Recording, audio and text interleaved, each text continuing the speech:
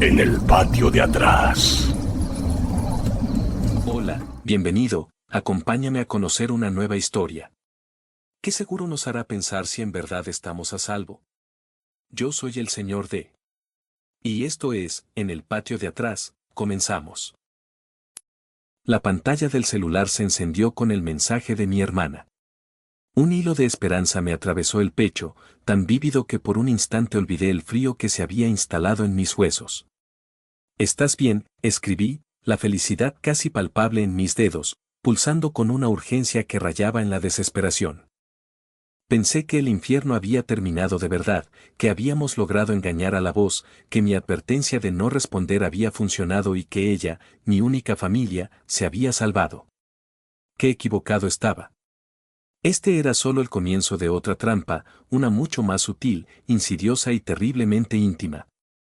Porque venía de donde menos la esperaba, de alguien que creía a salvo. Ella respondió de inmediato, sin un saludo, sin una pregunta sobre mi paradero o mi estado. Solo un link. Mira esto, decía el texto, y una punzada de terror se me anudó en el estómago, frío y pesado, pero la esperanza aún era más fuerte. Un faro moribundo. Era un audio de WhatsApp. Abrí la nota de voz, mi respiración conteniéndose hasta el punto del dolor, el pulso latiendo con fuerza en mis oídos, ensordeciéndome casi. Primero, un ruido blanco, como estática lejana, un zumbido apenas perceptible que llenó el pequeño departamento. Un sonido casi imperceptible, pero que me erizó la piel.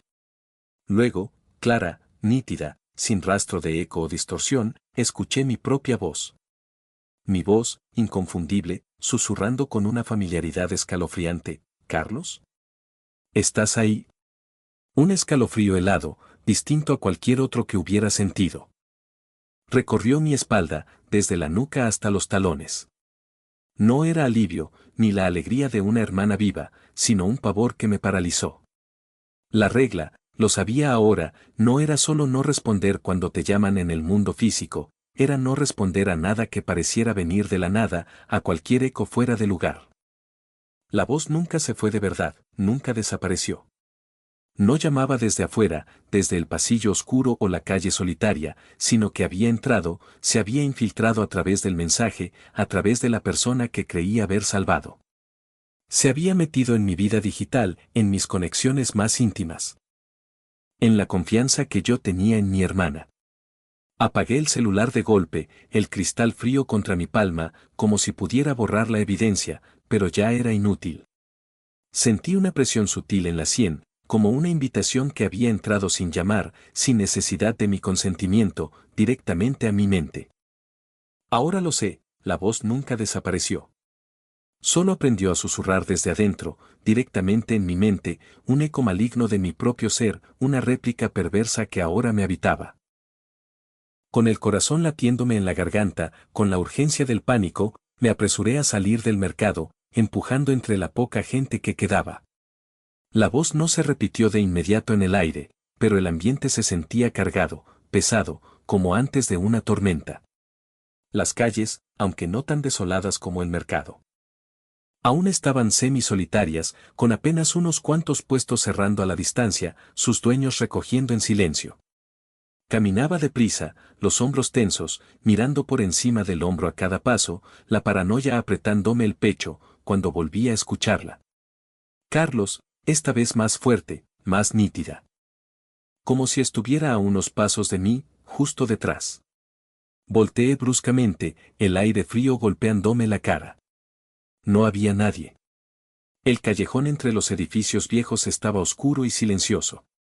Pero entonces, a unos metros de mí, vi a doña Elena, la señora del puesto de frutas, detenerse de golpe. Ella también parecía escuchar algo, su cuerpo rollizo y antes enérgico, ahora inmóvil. Sus ojos, antes vivaces y llenos de picardía, se fijaron en la boca de un callejón oscuro, entre dos edificios viejos y decrépitos. Escuché mi nombre de nuevo, un susurro que era una burla, y luego, con la misma voz idéntica a la mía, la que había escuchado en el audio, un claro y penetrante, doña Elena. Ella vaciló un instante, su rostro arrugado mostrando una extraña mezcla de confusión y sumisión. Y luego, con una voz extrañamente tranquila, casi robótica, desprovista de su habitual tono alegre, preguntó: ¿Quién habla? Mi sangre se heló, se congeló en mis venas. Ella respondió. Había roto la regla, la única que importaba. Doña Elena comenzó a caminar hacia el callejón, sus pasos lentos y mecánicos, su figura redonda se desdibujaba en la penumbra. Intenté gritarle, advertirle, de cualquier manera. Pero las palabras se quedaron atoradas en mi garganta, como si una fuerza invisible me hubiera apretado la tráquea, ahogando mi voz. Me quedé inmóvil, impotente, observando cómo se perdía por completo en la sombra. Pasaron unos minutos que se sintieron eternos, cada segundo una agonía. Luego, doña Elena reapareció. Su rostro estaba pálido, casi cerúleo, y sus ojos, antes llenos de vida, ahora miraban al vacío, como si no me vieran, como si no vieran nada en absoluto. Su cesta de frutas, que solía llevar con una vitalidad asombrosa, ahora colgaba inerte de su mano, su rutina diaria de cerrar el puesto, rota por completo. Su esencia evaporada. Al día siguiente, regresé al mercado con un nudo en el estómago, el sabor amargo del miedo en la boca. El puesto de doña Elena estaba abierto, sus frutas dispuestas como de costumbre, pero ella no era la misma. Se movía con una lentitud mecánica, sus gestos eran rígidos y sin propósito, como los de una marioneta. No me saludó, ni siquiera cuando pasé directamente por delante de su puesto, a menos de 1 metro. Solo miraba fijamente a la distancia, con los ojos vidriosos, casi como una muñeca vieja y olvidada, sin rastro de emoción. El olor a sudor y fruta pasada que emanaba de su puesto era más fuerte que nunca, mezclado con el hedor de la desesperación. Un cliente se acercó, un hombre mayor con un sombrero de paja, y le preguntó por el precio de unas mangos. Ella lo miró con esos ojos vacíos y, con un tono monótono, sin inflexión alguna, repitió las últimas palabras del hombre: precio de unas mangos. Era un eco macabro.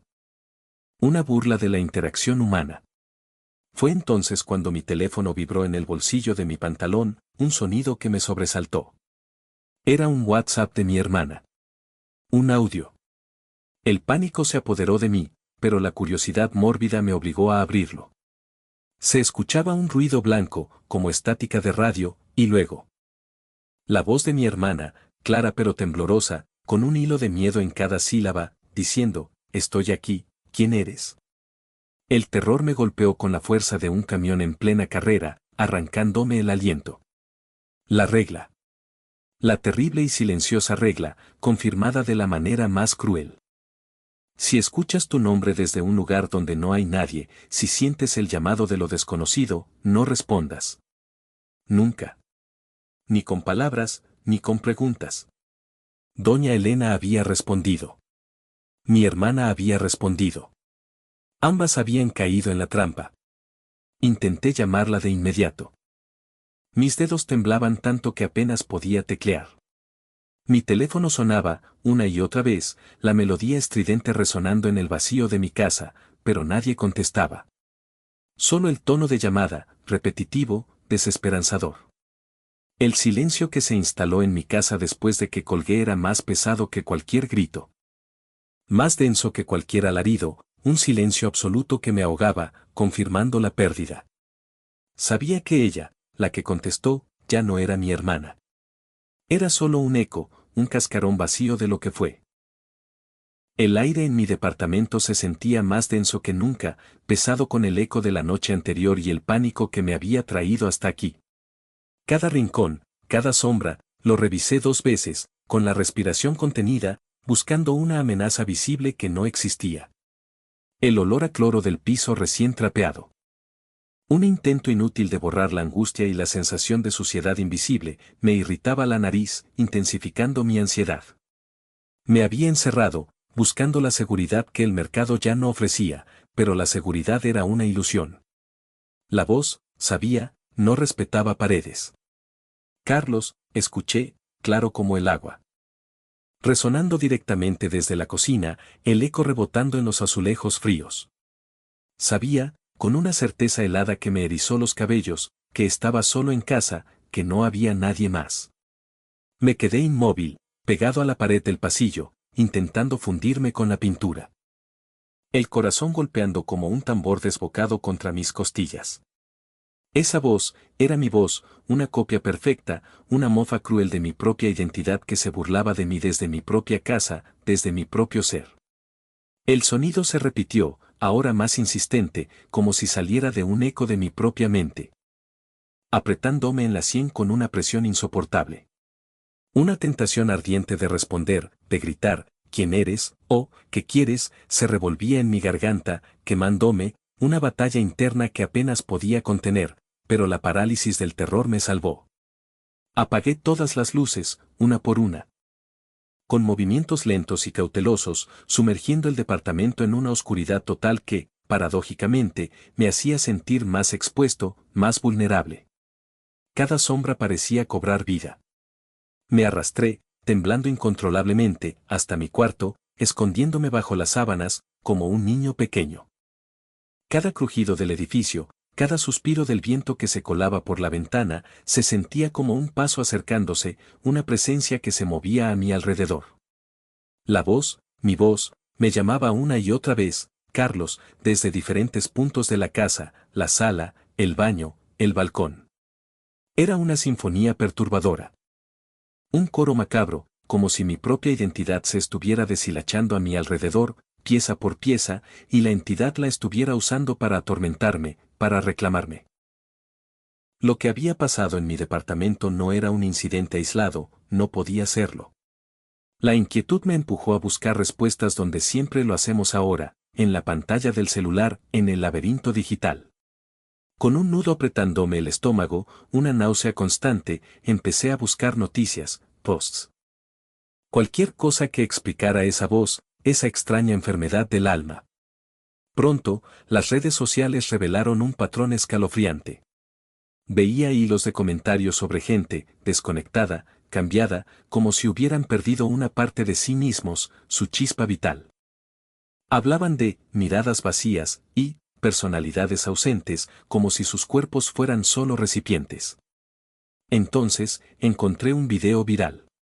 Una persona, sentada sola en un banco de un parque público, repitiendo frases sin sentido una y otra vez, un balbuceo incesante, su mirada perdida en la nada, sus manos temblorosas. Era una imitación grotesca de humanidad, un cascarón vacío y sin alma, un títere sin titiritero. Mientras me estremecía, el sudor frío corriéndome por la espalda, un amigo me envió una captura de pantalla de un grupo de WhatsApp del vecindario.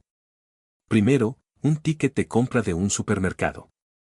De esos que te dan en cualquier tienda de abarrotes, un detalle tan mundano que era aún más escalofriante. Y luego, el mensaje, en un tono inquietante y sin remitente claro, yo te vi aquí, ¿dónde estás? La evidencia, tangible y digital, empezaba a acumularse, notas de voz extrañas, mensajes incoherentes. Gente reportada como desaparecida o, peor aún, diferente, como si hubieran sido reemplazados por copias imperfectas. Mi miedo, que hasta ahora había sido personal e íntimo, se volvió colectivo, abrumador. Esto no era un fenómeno local, era una pandemia silenciosa de identidad robada. Expandiéndose como una mancha de aceite invisible pero letal. La ciudad seguía con su ritmo frenético, el olor a gasolina y smog pareciendo más denso y opresivo de lo habitual, un velo sucio sobre todo, pero una capa de silencio y miradas vacías empezaba a hacerse visible en las calles. En los rostros de los que pasaban sin ver, como un velo invisible de inquietud y deshumanización. El apocalipsis no llegaría con estruendo, sino con susurros, con ecos y con la terrible ausencia de respuesta en los ojos de los demás, convirtiendo a la gente en fantasmas de sí mismos. Después de la avalancha de ecos y las caras vacías que comenzaban a poblar la ciudad, una idea se instaló en mi cabeza como la única salida, la última esperanza, el silencio total era la clave. Si la voz se alimentaba de la respuesta, de la interacción, de cualquier eco humano. Entonces la ausencia de todo sonido externo y la negación de cualquier interacción me protegerían. Sellé las grietas de las ventanas con trapos viejos, con una meticulosidad obsesiva, me puse audífonos con ruido blanco a todo volumen, evitando cualquier sonido que pudiera filtrarse, cualquier invitación a responder. a escuchar, a interactuar. Los días se arrastraron, lentos y pesados, en una burbuja de aislamiento autoimpuesto, un encierro que me estaba volviendo loco, pero que me mantenía vivo. Y funcionó. Sorprendentemente, la voz se desvaneció, el eco en mi cabeza se calmó, la presión en la sien disminuyó. Respiré con un alivio tan profundo que me sorprendió, una sensación de seguridad que no había sentido en semanas, una ligereza que me hizo llorar. Incluso me atreví a salir, con extrema precaución, a la calle. El mercado ambulante, antes bullicioso y lleno de vida, estaba más vacío de lo normal.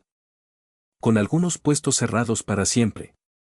Algunas personas aún tenían esa mirada distante, sí, esos ojos huecos, pero ya no escuchaba la voz llamándome, ni siquiera un susurro, ni una presión en la sien. Me sentí victorioso, como un estratega que había desentrañado el patrón y lo había vencido. Un superviviente en un mundo que se estaba desvaneciendo.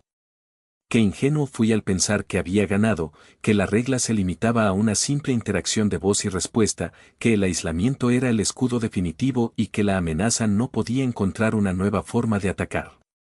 Caminaba con un paso más ligero. Sintiendo el calor del sol en mi cara, el bullicio amortiguado de la ciudad que, por un momento, me pareció normal.